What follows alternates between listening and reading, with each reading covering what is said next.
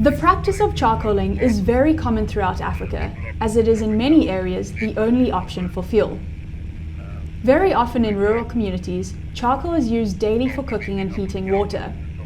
This sadly results in the unsustainable and illegal harvesting of timber in protected areas like Banhine National Park, which is then used to make charcoal.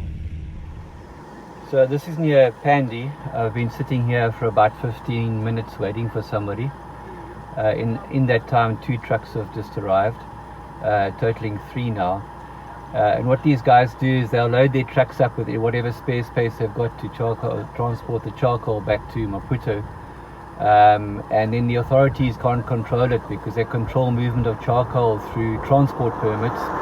They can check at various roadblocks, but of course if they can't see the charcoal, they can't control it. So there's a lot of more charcoaling exiting these areas than there are permits. And as you can see in the background, there's a lot of charcoal here. So obviously this is quite a new charcoaling focus area that everybody's been focusing on lately. Confiscate everything. We've got to burn the remaining charcoal that's already packed in bags, ready to go down to Maputo. To prevent illegal logging in protected areas, the counter-poaching teams do regular patrols, both on foot and from the air, to keep an eye out for signs of charcoaling. This is the people that basically cut the trees down. They camp here in the bush for extended period of time. This is the chainsaw and some of the other materials they use for cutting.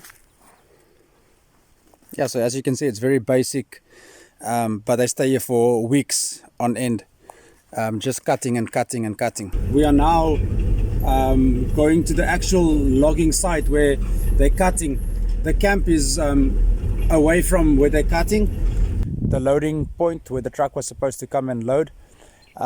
There's a total of 50 logs here, all from Mupani trees, all freshly cut.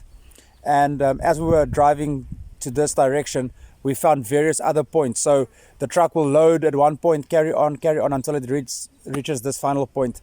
And this final point is within the park boundary. It's within the Zanaf Park boundary. Preventing deforestation is critically important to mitigating climate change, desertification, and soil erosion, which result in fewer crops, flooding, increased greenhouse gases in the atmosphere, and a host of problems for indigenous people.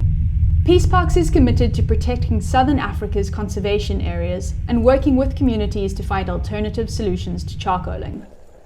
This includes the widespread distribution of a nifty fuel-efficient cooking alternative called the cook stove.